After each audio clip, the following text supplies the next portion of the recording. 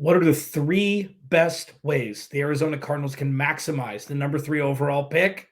Let's rip it. You are Locked On Cardinals, your daily Arizona Cardinals podcast. Part of the Locked On Podcast Network, your team every day.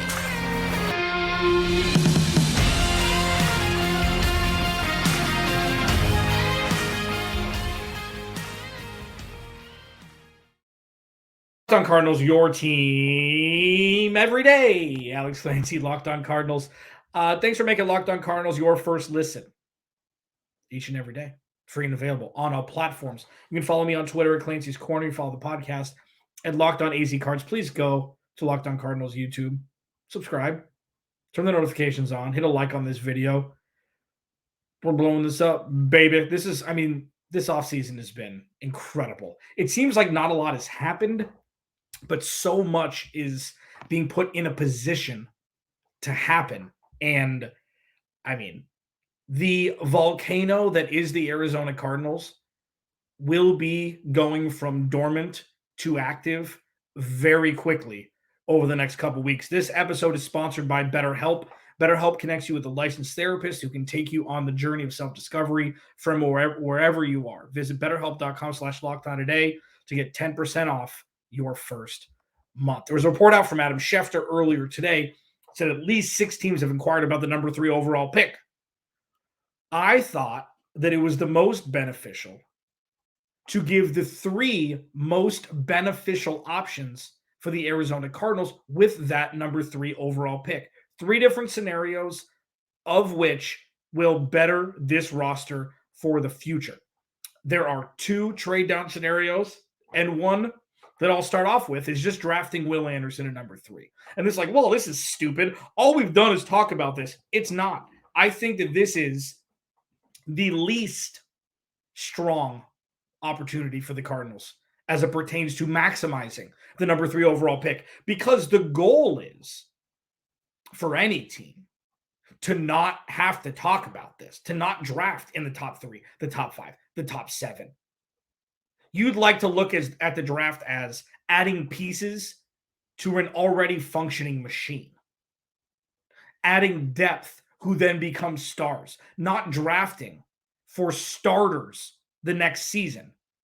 Because if they don't pan out, then you don't have a strong roster. That's not the goal. This is kind of a different situation for the Cardinals where everything is so in flux, everything is so new. Kyler Murray's still up in the air, TBD on when he's going to play. The third best way the Cardinals can maximize the number 3 overall pick is the easy one, drafting Will Anderson. And I know that there's some negative reports coming out about him. Like, you're going to see negative stuff on everybody. You're going to see downsides on everybody. He statistically is one of the best edge rushers to ever play the game of college football. So you have him at 3, and he's the best, by all accounts, non-quarterback in the draft. You draft him. Okay? That's and I talked about this one first because it's interesting to put into perspective what an embarrassment of riches the Cardinals will have at number 3 overall. They're lucky that there are 2, at least, quarterbacks who are severely sought after in this draft. That already one was traded up for in the Carolina Panthers, and the Houston Texans are sitting there most likely taking CJ Stroud and Bryce Young, whoever is available. And it looks like it's going to be CJ Stroud with rumblings that Bryce Young will be the pick at number 1. So the Cardinals are already in a good spot at number 3. Because if this was this wasn't a quarterback heavy draft, Will Anderson would go number 1. Jalen Carter may go number 2, but that's not the case. So the Cardinals have power with the number 3 overall pick, just in the sheer fact that they're guaranteed Will Anderson if they want him. More than not. Unless something crazy happens. They're all but guaranteed Will Anderson at number 3. And I think that's massive because he's an immediate game changer. So with all the storylines about, they haven't added anybody this offseason. Kyler Murray's going to be hurt. What's in the cards for DeAndre Hopkins? How are they going to replace J.J. Watt? How are they going to replace Zach Allen and Byron Murphy? And this team has so many. What is up with Isaiah Simmons? Are they going to pick up his fifth-year option? Can Zaven Collins really take that Pro Bowl level step in year 3? Is Jonathan Gannon a good head coach? Will he be? Will Nick Rallis know what to do as a DC? Is the offense going to be in bad shape? There are very few truths about the Arizona Cardinals going into 2023 that you can guarantee, stamp it, that it's going to happen. One of them is the Cardinals are going to get an insane amount of value at number 3 overall, whether it be drafting Will Anderson, who should be there, 99% should be there, or maybe looking outside the box, say, you know what? Maybe trading back will paint a stronger trajectory for the future for this organization, as opposed to just drafting one standout edge rusher. Now, I've talked a lot about, and I'll continue to implore you to just implicitly trust Monty Ossenfort, because you have to. He is not Steve Keim. He may very well be a terrible GM, and this may be we have no idea. You can't fault somebody when they had zero control over the situation. Weren't even part of the organization, man. You can't look at Monty Ossenfort and say, oh, that's Steve Keim 2.0. So all of the shortcomings of old Stevie Baby has zero impact on this organization. Well, what about Michael Bidwell? Yes, understood. Michael Bidwell is still the owner. Monty Ossenfort's brought in to make picks, to build out a roster. And while it seems that slow and steady wins the race, that old adage is what the Arizona Cardinals are doing right now on fast forward. What they do at number 3 overall is the most important thing to happen to this organization since they drafted Kyler Murray. The most impactful. And they got to make the right choice. The third most impactful, I guess, move the Cardinals can make at number 3 overall is just draft Will Anderson, because, I mean, he's going to be there. What are the other two? The second most impactful.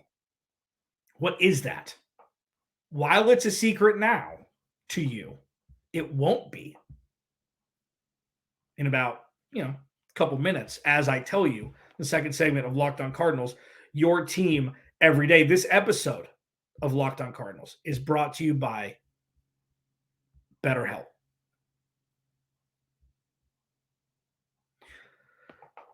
Okay. And I'm kind of,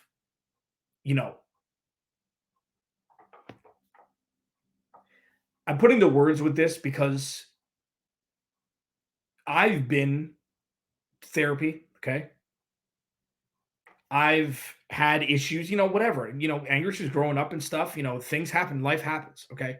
Getting to know yourself can be a lifelong process, especially because we're all growing and changing. And therapy is all about deepening your self-awareness and understanding, because sometimes we don't know what we want or why we react the way that we do until we talk through things. And BetterHelp connects you with a licensed therapist who can take you on that journey of self-discovery from wherever you are. Okay, if you're thinking about starting therapy, give BetterHelp a try. It's entirely online, designed to be convenient, flexible, suited to your schedule. Just fill out a brief questionnaire to get matched with a licensed therapist, and switch therapists anytime for no additional charge.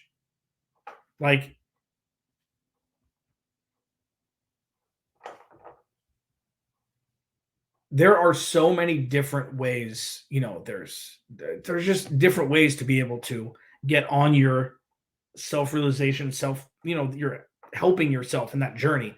BetterHelp makes it so easy for you to have resources that you need at your fingertips. It's incredibly important. Discover your potential with BetterHelp. Visit BetterHelp.com/lockedon today to get 10% off your first month. That's BetterHelp, HELP.com/lockedon.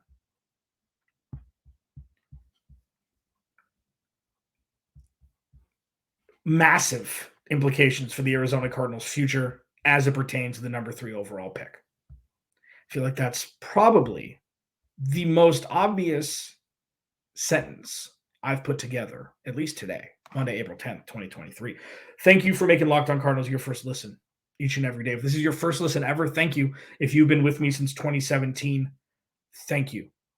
The whole goal here is to circumvent 2018 happening again in that season. And while it should, because the Cardinals were statistically one of the worst offenses in the history of football, it's not that long ago. It was 5 seasons ago, 4 seasons ago.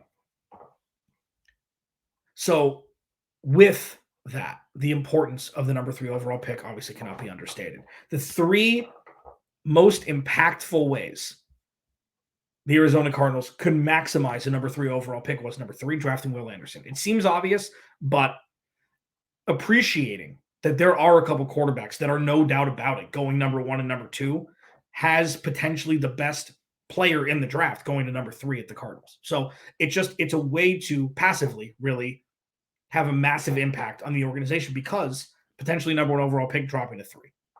Number 2, trading down twice, in my opinion. And I had Trevor Sikkema on from Pro Football Focus. I had Marcus Mosier on from Pro Football Focus and Locked On Cowboys. And I proposed the trade down twice scenario. And before you say, oh, that's crazy, or it doesn't matter, they need to get somebody in the top 10 because they need impact makers now, all of that is true. And the Cardinals have so many needs that it just needs to be looked at. So say they trade back to 7 with the Raiders. Okay. Say for some, the ideal scenario here is for some reason Bryce Young or CJ Stroud is available at 3. If that's the case, all bets are off. The Cardinals could get 3 first-round picks from somebody moving up 5 spots, 4 spots. The Raiders could give the Cardinals 3 first-round picks. No, they traded for Devontae Adams, so that may not be possible. But there is going to be a haul for the Cardinals, and I'm going to talk about that in the final segment, like the best case scenario for the Cardinals to maximize the number 3 overall pick. But trading down twice with CJ Stroud and Bryce Young going 1 and 2 in some sort of order, if they trade down to the middle 10, the middle of the top 10, and then trade back to maybe Tennessee at 11 or even further back after that, the reason for that is with how the roster is constructed now, the Cardinals have the liberty to get players who are going to be of immediate impact in key positions. Because, it's like you look at it, like that's the most sugar-coated way to say the roster sucks is currently constructed. They have needs everywhere, except for quarterback, punter, tight end. They have needs everywhere. Wide receiver, it doesn't matter, everywhere. So if they can move back twice, they could get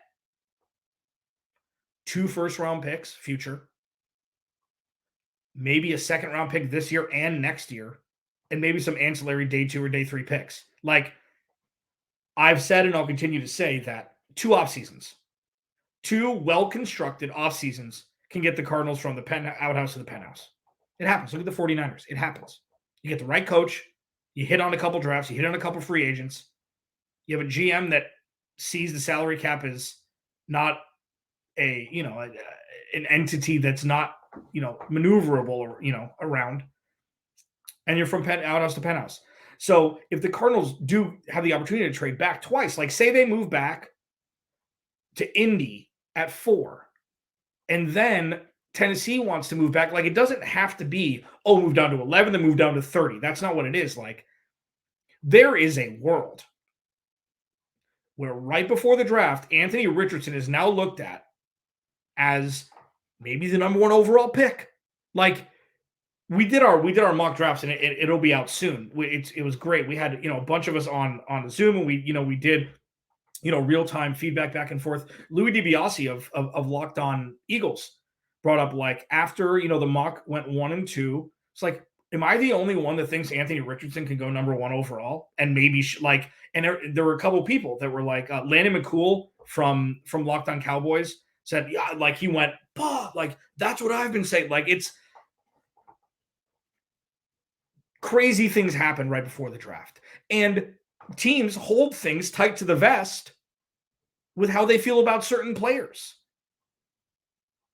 So if you told me that Carolina moved up to number 1 to get Anthony Richardson, would I say you're crazy? No. Is he much more of a work in progress? Yeah. But that doesn't mean that he won't be the best quarterback out of this draft class. We have no idea who's going to be that. We have no idea. So with the opportunity for the Cardinals to move back twice because they don't need a quarterback, maximizing on that, where 4 quarterbacks could go in the top 7, we have no idea where Will Levis is going to go yet. The Cardinals could 100% move back twice and get a probably top 5 or top 7 pick at 15, at 17, at 18, after moving back twice, accumulating future capital and getting a player in a position of need while having a bevy of picks for the rest of the draft. So I know that sticking and picking, well, keep it simple, pick, have a guy, got it. Even if Will Anderson's going to be a borderline Hall of Famer, if you can get 4, 5 guys in the first 2 rounds of the next 2 or 3 drafts that have Pro Bowl capabilities, which one's better? And I know it's easy for me just to throw that at the wall. Well, which would you rather have? 1 Hall of Famer or 4 Pro Bowlers? Like, this is all very, very circumstantial and abstract at this point. But trading back twice is the second best way the Cardinals can maximize the number 3 overall pick. What is the best way the Arizona Cardinals can maximize the number 3 overall pick? What is the absolute, no doubt about it, dictionary definition of the Cardinals hitting the ball out of the park with the number 3 overall pick? You don't have to wait too long. I'm going to talk about it next. Locked On Cardinals.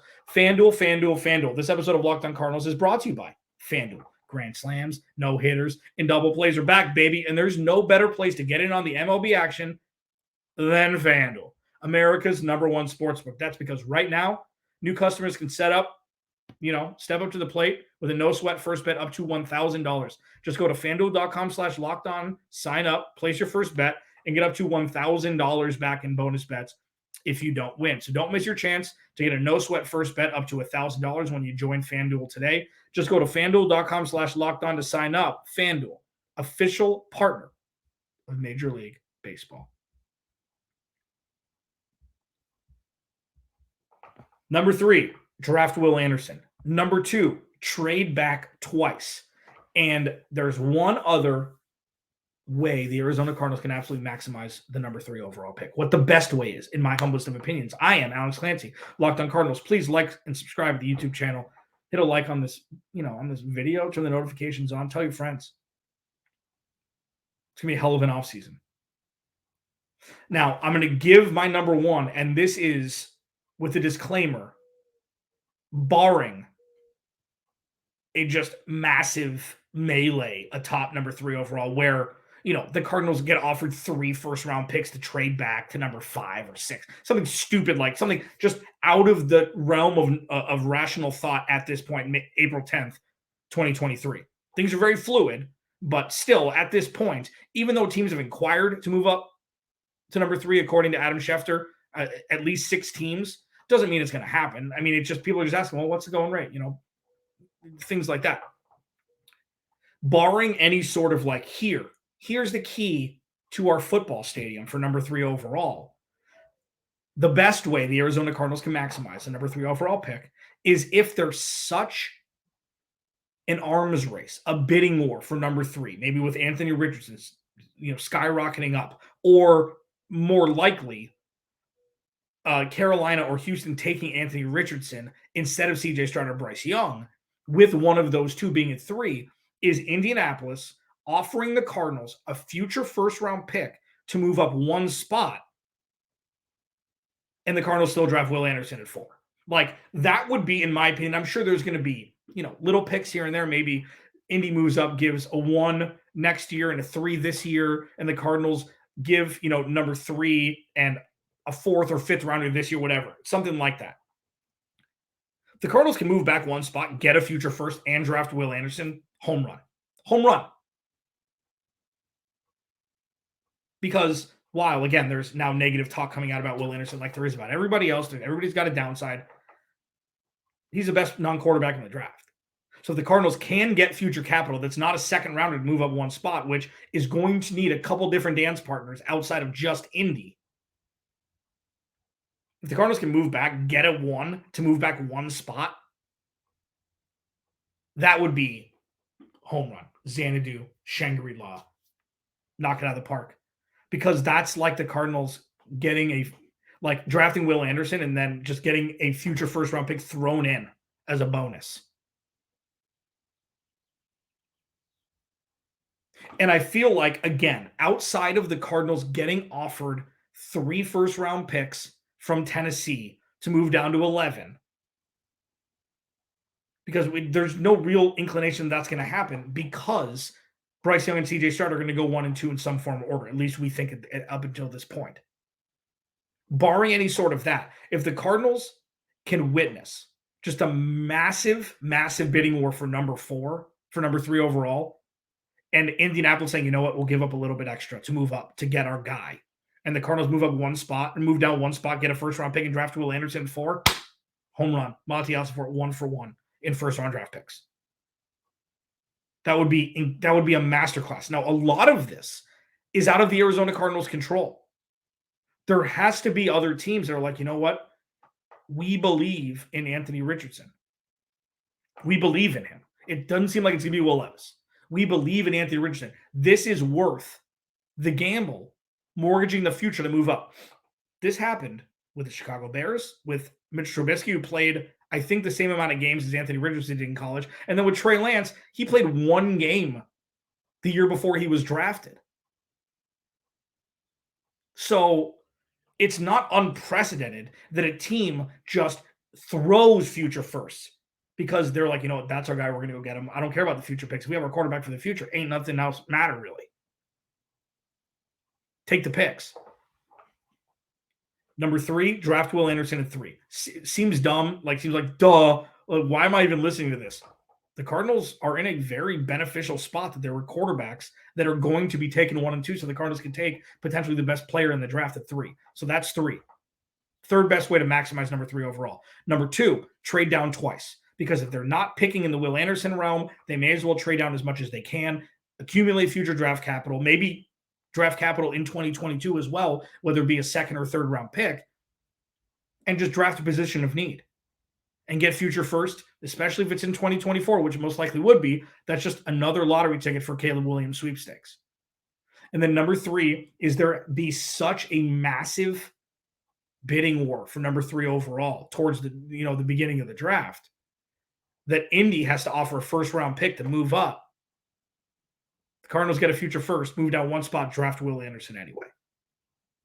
What do you think? Leave it in the comments. Send me a DM on Twitter. I'd like to really open this up. I'd like to build up engagement here. If you have segment ideas that you want to talk about, if you have questions, please feel free to DM me at Clancy's Corner on Twitter. My DMs are open. I'd love to interact, love to chat with you. I'll talk to you tomorrow.